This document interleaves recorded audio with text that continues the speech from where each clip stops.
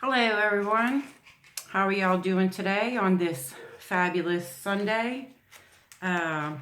Just wanted to give y'all a little update on the film that I just did on the fishing trip we did this morning. Went out to the Rigolets in Louisiana, and it was pretty windy, a little chilly. High was probably 60.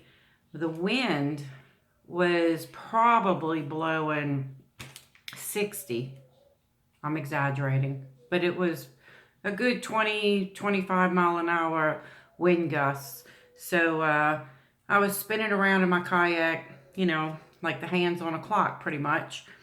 But we did manage to catch a couple of little bass.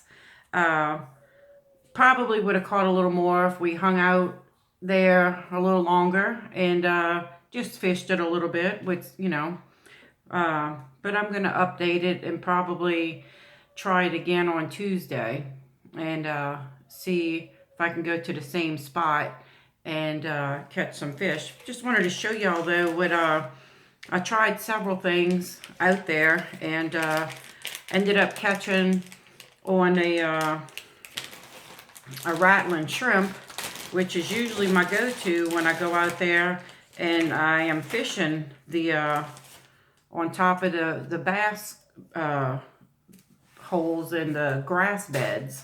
So I started off with some custom worms. It was a no-go, and not to mention a lot of it was getting tangled, and you got to be patient going through the weeds and stuff, the grass under there. And I usually have pretty good luck out there in the Rigolets with a variety of fish, and even with my bass, I do the gulp shrimp. That has worked out in the past pretty well. But my go-to, and the majority of the bass I caught, usually my limit of 10, it's always on this little baby. This is one of my absolute favorite lures. I buy them by the bag full. It's American tackle, rattling shrimp. Variety of fish. I really love it. I don't know if you can hear it. When you kind of like popping it through the water, at the bottom, going through grass.